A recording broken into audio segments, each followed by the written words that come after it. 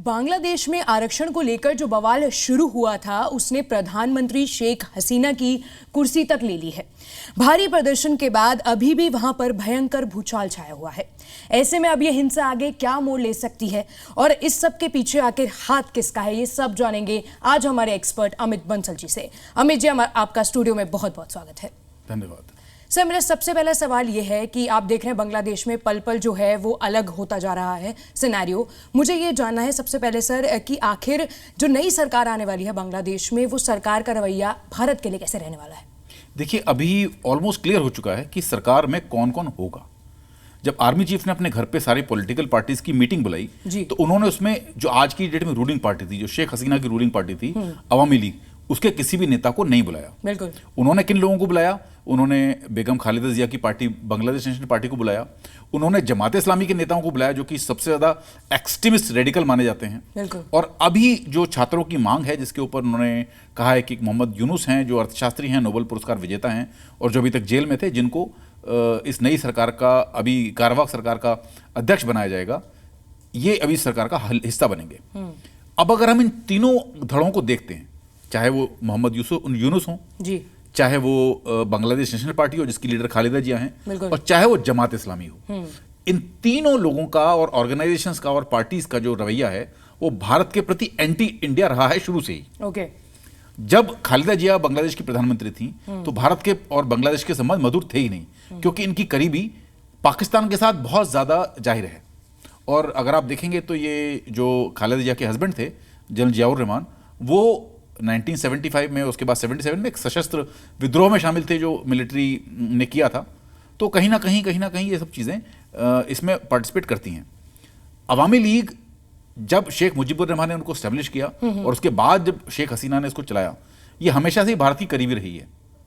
तो और जमात इस्लामी के बारे में पता ही है कि हार्डकोर इस्लामिस्ट रेडिकल्स हैं ये लोग, और ये बिल्कुल भारत के सपोर्ट में नहीं है। तो ये तो मैं दावे के साथ कह सकता हूं कि ये जो अंतरिम सरकार बनेगी और इसके जो धड़े हैं, चाहे बीएनपी हो, चाहे जमात इस्लामी हो, चाहे वो खुद मोहम्मद यूनुस हो, ये सरकार किसी भी तरह से भारत के फेवर में नहीं होगी, एंटी इंडिया रहेगी। बिल्कुल। एक और सवाल है इसी से जुड़ा, आपने बात करी आवामी लीग समर्थकों की, और हम देख रहे हैं लगातार कि भारतीय प्रतिष्ठानों पर भी निशाना बनाया जा रहा है। ऐसा क्यों हो रहा है? देखिए, जो जनता है या जो मैं कहूँगा उनको जो प्रोटेस्टर्स हैं या जो आग लगा रहे हैं, जो दंगाई हैं, अब उनको दंगाई कहना ज्यादा उचित रहेगा। बिल्कुल। तो ये दंगाई जो हैं ये कहीं ना कहीं से रेडिकलाइज्ड हैं और इनके अंदर एक बहुत strong anti Sheikh Hasina image और एंटी अवामी लीग इमेज भरी हुई है।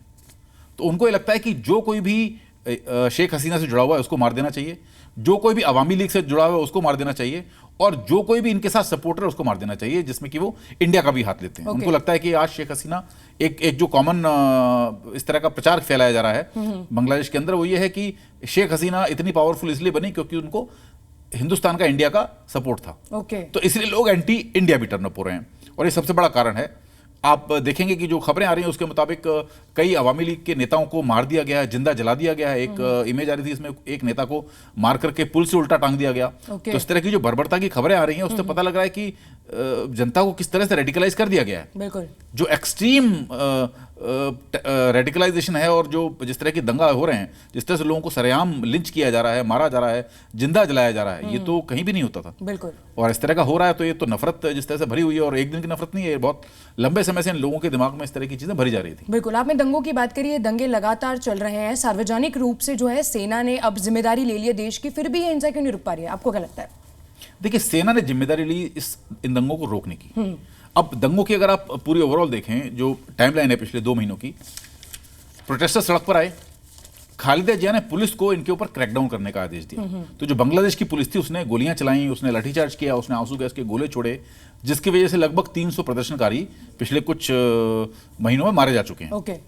तो बांग्लादेश की जो जनता है उसके खिलाफ, उसके अंदर एक जनता या प्रोटेस्टर्स जिनको कहेंगे, उनके अंदर एक नफरत है पुलिस के खिलाफ। यही वजह है कि कई जगहों पर पुलिस की चौकियों को अटैक किया गया है, कुछ एक जगह पर पुलिस के जवानों को भी मारा गया है। तो ये अब आर्मी का जो रोल है, आर्मी ने हालांकि ये दम तो भर लिया, आर्मी ने ये पूरे विश्व को ये कह तो दिया कि हम बांग्लादेश में लॉ एंड ऑर्डर कायम करेंगे, बट आर्मी किसी भी तरह से प्रोटेस्टर के सामने नहीं आना चाहती। बिल्कुल। आर्मी को कहता है कि अगर बात से लोग शांत हो जाते तो ठीक है, लेकिन हम बल का इस्तेमाल नहीं करेंगे। We will not use force, otherwise we will fall in the same line as Bangladesh police standing, वो कहते हैं कि अगर हम बल का इस्तेमाल करेंगे तो हम प्रोटेस्टर्स के आगे उसी तरह से खड़े हो जाएंगे जिस तरह से बांग्लादेश की पुलिस खड़ी हुई है, तो हमारे ऊपर भी हमला करना शुरू कर देंगे। तो ultimately to be on safer side better to stay quiet. तो इसी वजह से देखिए दिनाजपुर जेल से कैदी भागे, आर्मी वहां थी लेकिन आर्मी ने कुछ नहीं किया। कुछ इमेजेस आ रही थी इसमें आर्मी के टैंकों के ऊपर बैठ करके प्रदर्शनकारी नाच रहे थे, आर्मी ने उनको रोका नहीं रोका। इसी प्रकार से कुछ और ऐसी इमेजेस थी इसमें आर्मी के कैंटोनमेंट्स के अंदर लोग भरे हुए थे, आर्मी ने कुछ किया? कुछ भी नहीं किया। तो जब आप इन सब चीज़ों को देख रहे हैं तो आर्मी ने हालांकि कह तो दिया है कि वो कंट्रोल करेगी, लेकिन वो किसी भी तरह से प्रदर्शनकारियों के सामने आना नहीं चाह रही है, प्रदर्शनकारियों के सामने अपने आप को एंटी प्रदर्शनकारी पेश तभी नहीं करना शायद ये चाहती है। बवाल रुक नहीं पा रहा है, अगर वो सामने आ जाएंगी तो जरूर रुक जाएगा। जी, वो कहीं बल का प्रयोग नहीं करना चाहते, वो किसी तरह से फोर्स नहीं इस्तेमाल करना चाहते, वो किसी तरह से कुछ भी हार्श तरीका नहीं अपनाना चाहते, और बातों से तो वो दंगाई मानने वाले नहीं। बिल्कुल ऐसे ही देखा जा रहा है कि जो हिंसा हो रही है, ऐसा खबरों में भी हम सुन रहे हैं लगातार कि कोई विदेशी हाथ इसके पीछे है, ऐसा कुछ है? देखिए, जिस तरह की लार्ज स्केल हिंसा हुई है जी, बांग्लादेश के हर शहर में हुई है, चाहे आप ढाका ले लें, चाहे आप दिनाजपुर ले लें, चाहे आप चटगांव ले, हर जगह जहां आप देखेंगे, खुलना वगैरह हर जगह पर ये हिंसा हुई है। बिल्कुल। और इस तरह की हिंसा किसी भी एक्सटर्नल सपोर्ट के बिना पॉसिबल नहीं है। ये एक फैक्टर हुआ। दूसरा फैक्टर इसमें यह है कि अगर हम बात करते हैं कौन ये दंगा कर रहे हैं, तो दंगा जो छात्र विद्रोह, सो कॉल्ड छात्र विद्रोह, अब मैं इसको छात्र विद्रोह तो नहीं करूंगा, इतना भयंकर नहीं हो सकता। बिल्कुल। इसको जो कोऑर्डिनेट कर रहे थे वो कौन कर रहे थे? एक ऑर्गेनाइजेशन थी, इसका नाम है इस्लामिक छात्र शिविर। हमने पहले भी वीडियो में इसका नाम लिया है। इस्लामिक छात्र शिविर जो है वो जमाते इस्लामी की स्टूडेंट विंग है। अब जमाते इस्लामी के बारे में जितना कहा जाए उतना कम है, इतनी कट्टरपंथी ऑर्गेनाइजेशन है और इनके डायरेक्ट लिंक्स हैं। हमेशा अगर आप हिस्ट्री में भी जाएंगे तो जमाते इस्लामी को पाकिस्तान की प्रॉक्सी कहा जाता है। ओके। जमात इस्लामी के जो लिंक हैं पाकिस्तान के आईएसआई के साथ, वो सबको जाहिर है, वो कहीं इसमें कोई सीक्रेट नहीं है। तो कहीं ना कहीं कुछ लोग यूएसए का भी नाम, क्योंकि देखिए सर्कमस्टेंशियल, आपको पहला फैक्टर तो ये कि बिना किसी एक्सटर्नल हेल्प के इतना बड़ा प्रोटेस्ट पॉसिबल नहीं है। अब एक्सटर्नल किसका लगा? एक्सटर्नल कॉन्स्पिरेसी किसकी थी? चाइना की थी, क्योंकि चाइना के पास भी रीजंस हैं इसमें जाने के। बिल्कुल। पाकिस्तान के पास भी रीजंस हैं, पाकिस्तान के पास अपने प्रॉक्सीज भी हैं बांग्लादेश में, और अमेरिका के पास भी अपने प्रॉक्सीज हैं। अमेरिका के साथ उनका डिस्प्यूट था सेंट मार्टिन आइलैंड को लेकर के, चाइना के साथ उनका डिस्प्यूट था ट्रेड मोनोपोली को लेकर के। अभी रिसेंटली एक प्रोजेक्ट था, तीस्ता वाला प्रोजेक्ट, जिसके लिए शेख हसीना ने कहा था कि इसको चाइना नहीं बनाएगा, चाइना को अलॉकेट हो चुका था, तो उन्होंने कहा नहीं, चाइना नहीं बनाएगा, इस प्रोजेक्ट को इंडिया बनाएगा भी। तो कहीं ना कहीं उन्होंने चाइना को एंटेगनाइज किया, चाइना को नाराज किया। तो चाइना के पास भी कारण है बांग्लादेश में विद्रोह कराने का। अमेरिका के पास भी छोटे मोटे कारण है, जैसे कि सेंट मार्टिन आइलैंड था, इसके पहले जो इलेक्शंस हुए थे उसके ऊपर भी अमेरिका ने कमेंट किए थे, तो काफ़ी उनके पास भी रीजंस हैं। और पाकिस्तान के पास अपने रीजंस भी हैं और प्रॉक्सी भी है। तो एक विदेशी हाथ का हम नाम नहीं ले सकते हैं इसमें, काफी सारे। देखिए, जब तक कोई प्रूफ नहीं आता, लेकिन हाँ, विदेशी हाथ है, ये तय है। हाँ जी। और किसका विदेशी हाथ है इसके ऊपर अभी चर्चा होनी बाकी है, और उसके ऊपर कोई कंक्रीट एविडेंस आना बाकी है। इसमें एक और प्रूफ आ रहा है, एक international Islamic council of north America का भी इसमें हाथ आ रहा है, क्योंकि उनके कुछ लिंक्स हैं इनके साथ में। तो आईसीएनए का भी हाथ है, कहीं ना कहीं मल्टीपल ऑर्गेनाइजेशंस का इसमें नाम आ रहा है, और जब तक कि प्रूफ नहीं आ जाता बहुत मुश्किल है कहना कि कौन एक्चुअली इसमें इन्वॉल्व है। एक मेरा सबसे इंपॉर्टेंट सवाल है और आखिरी सवाल है कि ये जो पूरा घटनाक्रम हो रहा है बांग्लादेश में, इसका भारत पर क्या प्रभाव पड़ेगा? देखिए, बांग्लादेश का पड़ोसी देश कौन है? बांग्लादेश का केवल एक ही पड़ोसी देश है, वो है भारत। बिल्कुल। अगर आप ज्योग्राफिकली देखेंगे तो थोड़ा सा हिस्सा, बहुत छोटा सा हिस्सा मिलता है म्यांमार के साथ, अदरवाइज मैक्सिमम हिस्सा बांग्लादेश का भारत से मिलता है, और तीन तरफ से भारत से घिरा हुआ और एक तरफ बे ऑफ बंगाल है। बिल्कुल। तो ऐसे केस में अगर कोई बांग्लादेश का पड़ोसी है जिसके ऊपर इफेक्ट पड़ सकता है तो वो भारत है। अब क्या क्या इफेक्ट पड़ेगा? बिल्कुल। सबसे बड़ा और सबसे इंपॉर्टेंट इफेक्ट है रिफ्यूजीज। देखिए, 71 में लड़ाई हुई, हमारे पास कितने करोड़ रिफ्यूजीज आए।